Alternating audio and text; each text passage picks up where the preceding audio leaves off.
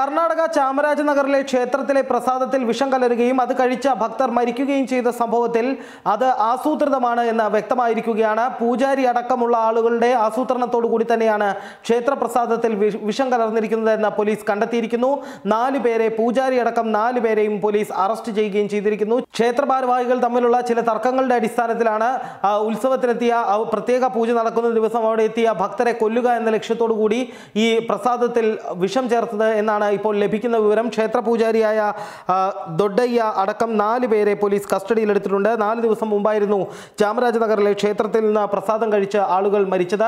11 പേർ മരിക്കുകയും അതുപോലെ തന്നെ 65ഓളം പേർ ചികിത്സയിലാവുകയും ചെയ്തിരുന്നു. അത് വലിയ ഞെട്ടലുണ്ടാക്കിയ ഒരു സംഭവമായിരുന്നു. പ്രത്യേക ഉത്സവവുമായി ബന്ധപ്പെട്ട് പ്രത്യേക പൂജകൾ നടക്കുന്ന ദിവസമായതിനാൽ അന്ന് അവിടെ എല്ലാ ഭാഗത്തു നിന്നുമുള്ള ഭക്തർ കൂട്ടമായി എത്തിയിരുന്നു. അങ്ങനെ അവിടെ പ്രസാദം വിതരണം ചെയ്തു. ഈ പ്രസാദം പലരും കൊണ്ടുവരുന്ന വസ്തുക്കൾ പ്രസാദങ്ങളായി പ്രസാദമായി അവിടെ വിതരണം ചെയ്യാറുണ്ടായിരുന്നു. അതുകൊണ്ട് തന്നെ ആര് കൊണ്ടുവന്ന പ്രസാദത്തിലാണ് വിഷം എന്നതടക്കമുള്ള കാര്യങ്ങളെക്കുറിച്ച് പോലീസ് കൃത്യമായി തന്നെ അന്വേഷിച്ചിരുന്നു. അതിൽ നിന്നാണ് പൂജാരി ക്ഷേത്രത്തിൽ തയ്യാറാക്കിയ പ്രസാദത്തിൽ നിന്ന് തന്നെയാണ് വിഷം കലർന്നത് എന്ന് കണ്ടെത്തിയത്. തുടർന്ന് നടത്തിയ അന്വേഷണത്തിലാണ് ക്ഷേത്രവുമായി ബന്ധപ്പെട്ട ചില ആളുകൾ തമ്മിലുള്ള തർക്കങ്ങളും കുടിപ്പകയുമാണ് ഇത്തരമൊരു അവസ്ഥയിലേക്ക് കാര്യങ്ങളെ എത്തിച്ചത് എന്നാണ് ലഭിക്കുന്ന വിവരം. ഇതിന്റെ കൂടുതൽ വിശദാംശങ്ങൾ, എന്താണ് ഇത്തരമൊരു നടപടിയുടെ കൃത്യമായ കാരണം എന്നതിനെപ്പറ്റി വ്യക്തമാക്കാൻ പോലീസ് ഇതുവരെ തയ്യാറായിട്ടില്ല. പക്ഷേ ഇത് ആസൂത്രിതമാണെന്ന് കണ്ടെത്തുകയും 4 പേരെ അറസ്റ്റ് ചെയ്യുകയും ചെയ്തിട്ടുണ്ട്. ഇതിൽ പൂജാരി മാത്രമല്ല കുറ്റക്കാർ, ക്ഷേത്ര ഭാരവാഹികളുമുണ്ട്. ക്ഷേത്ര പ്രസിഡന്റായ ഹിമ്മാടി മഹാദേവ സ്വാമി എന്നയാളാണ്